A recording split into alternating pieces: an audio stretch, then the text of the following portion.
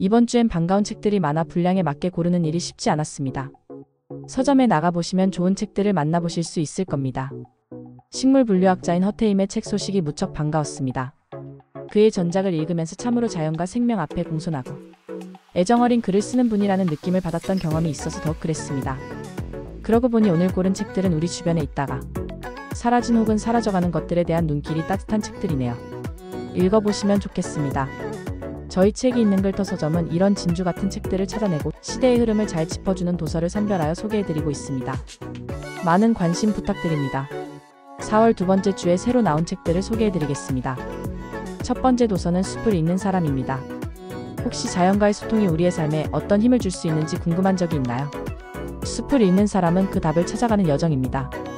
이 책은 식물분류학자인 저자가 인적 드문 산속에서 식물과 교감하며 두려움 속에서도 그 애정을 잃지 않고 길을 만들어 나가는 과정을 담고 있습니다. 때로는 진드기의 위협이나 길을 잃는 위기 속에서도 저자는 식물을 향한 사랑으로 용기를 얻어 한 발짝씩 나아갑니다. 이 책은 식물에 대한 해박한 지식을 담고 있어 식물학에 관심 있는 독자에게는 큰 흥미를 불러일으킬 것입니다. 또한 식물과 학문을 사랑하는 저자의 이야기는 독자에게 깊은 감동을 주며 자연과의 연결을 느끼게 합니다. 나아가 식물의 인내와 회복력을 통해 인간 또한 불완전하지만 서로의 존재로 완전함을 이룰 수 있음을 깨닫게 합니다. 숲의 회복 가능성을 믿으며 식물의 소리와 함께하는 이 여정은 독자에게 자연과의 깊은 교감을 선사할 것입니다. 두 번째 도서는 도시의 동물들입니다. 이 책은 우리 사회의 동물 사랑 방식이 가지는 문제점과 윤리적 고민을 집약한 책입니다. 길거리의 길고양이에게 밥을 주거나 반려동물을 가족으로 받아들이는 현대인들의 행위가 과연 진정으로 동물을 위하는 것인지 묻고 있습니다. 아울러 저자는 단순한 배려와 돌봄의 실천을 넘어 인간의 기준에 치우친 관계에서 벗어나 동물 자체를 존중하는 새로운 시각을 제안합니다. 산업화와 도시화로 인해 변모된 한국 사회의 변화 속에서 동물들이 어떻게 소외되고 있는지를 살펴보면서 길고양이부터 푸바오 같은 동물, 아이돌에 이르기까지 동물에 대한 우리의 인식과 행동은 그들을 얼마나 존중하고 이해하고 있는지를 반추하게 합니다. 소비와 편견에 기반한 사랑의 패턴을 벗어나고자 하는 이들에게 이 책은 통찰과 새로운 윤리적 지평을 제공할 것입니다. 동물을 진정으로 위하는 것이 무엇인지 고민하는 모든 이에게 이 책이 도움이 되길 바랍니다. 세 번째 도서는 사라져가는 언어들입니다. 어린 시절의 자연의 기억을 떠올리면 씨앗을 심어본 경험이 있나요? 혹은 나비를 잠시 손에 올려본 적이 있나요? 이 책은 자연과의 잃어버린 연결고리를 시와 그림을 통해 되살려줍니다. 자연의 마법을 찾는 그림책이라는 부제를 달고 잃어버린 언어들을 고스란히 순정한 시와 그림으로 그려낸 이 작품은 특히 현대사회에서 점점 멀어져가는 야생의 아름다움을 되찾는 여정을 보여줍니다. 저명한 시인 로버트 맥팔레인의 고운 시와 제키 모리스의 화려한 수채화는 나무꽃, 새와 같은 자연의 요소들을 마치 다시 눈앞에 펼쳐지는 듯 생생하게 그려내어 독자들의 상상력을 자극합니다. 책은 사라져가는 언어들을 통해 소개되는 20가지의 자연 요소들을 일부러라도 다시 주목하게끔 하며 각 페이지마다 마법 같은 순간을 제공합니다. 그리고 더 흥미로운 점은 ACROSTICC로 구성된 영시 원문이 함께 수록되어 있어 번역과 비교해보는 재미 또한 주어진다는 것입니다. 이 책은 자연의 신비를 잃어가고 있는 이 시대에 그저 아이들만이 아니라 자연과 언어의 본질적 아름다움을 느끼고 싶은 모든 이들에게 훌륭한 동반자가 될 것입니다. 네 번째 도서는 가요로 읽는 한국사입니다.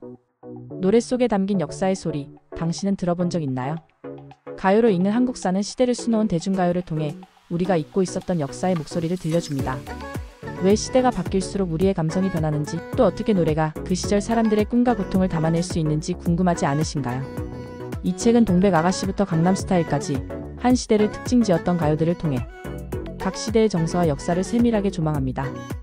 가왕 조용필의 돌아와요 부산항에는 제1동포무국 방문 열풍 속에서 큰 사랑을 받았으며 신해철의 나라라 병아리는 청년 세대의 희망을 응원하는 상징적 곡이 되었습니다.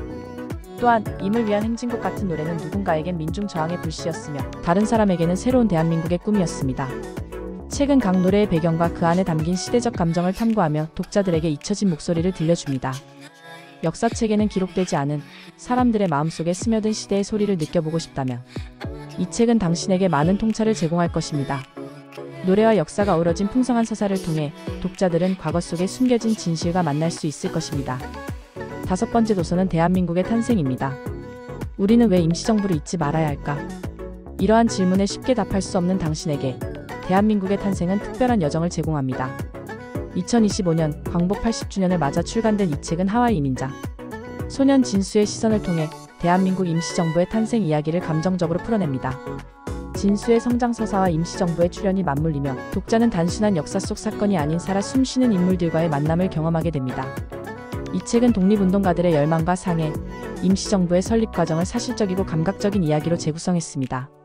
독자는 하와이 사탕수수밭에서 고단한 나날을 살아가는 진수의 심리적 변화를 따라가며 그와 함께 한 시대의 뜨거운 열기를 느낄 수 있습니다.